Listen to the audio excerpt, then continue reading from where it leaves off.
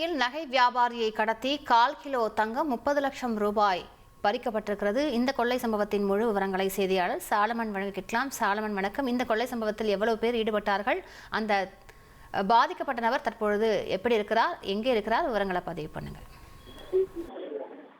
காரைக்குடியை சேர்ந்த நகை வியாபாரியான ரவி என்பவர் கடந்த 26ஆம் தேதி காலை பஸ் ஏறுவதற்காக எழும்பூர் வழியாக சென்றிருக்கிறார். அப்போது எழும்பூர் பழைய காவல் ஆணையர் அலுவலகம் அருகே அவர் நின்று கொண்டிருந்த போது திடீரென காரில் வந்த 6 பேர் கொண்ட கும்பல் அவரை வழிமறைத்து தாக்கி கார்ல ஏற்றி கொண்டு சென்றிருக்கிறார்கள்.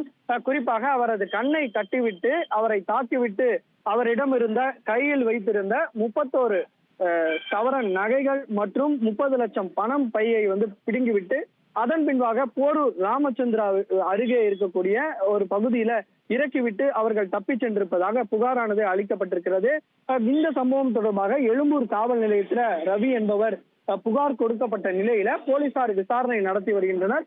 குறிப்பாக 26ஆம் தேதி நடந்த சம்பவத்திற்காக நேற்று நகை வியாபாரியான ரவி என்பவர் புகார் கொடுத்திருப்பதாக போலீசாருக்கு சற்று சந்தேகம் எழுந்து அவரிடம் விசாரணையானது நடைபெற்று வருகிறது. எதற்காக தாமதமாக புகார் கொடுத்தார், அல்லது அந்த கொடுக்கல் வாங்கல் பிரச்சனையில ஏதேனும் இது போன்ற பிரச்சனையில இவர் தாக்கப்பட்டு கடத்தப்பட்டாரா, அல்லது இது நாடகமா என்பது தொடர்பாக அவரிடம் விசாரணையானது நடத்தப்பட்டு வருகிறது. தொடர்ச்சியாக நகை வியாபாரி ரவி என்பவர் மலுப்பலாகவே பதிலளித்து வருவதால அவரிடம் குறுக்கு விசாரணையில் போலீசார் ஈடுபட்டு வருகின்றனர். மேலும் அங்குள்ள சிசிடிவி காட்சிகளை வைத்தும் ஆய்வு மேற்கொண்டு அவரிடம் அடுத்த கட்ட விசாரணையில் ஈடுபட்டு வருகின்றனர். இந்த கடத்தப்பட்டதாக கூறப்படும் 6 நபர்களை போலீசார் சிசிடிவி காட்சிகளை வைத்து தீவிரமாக தேடி வருகின்றனர்.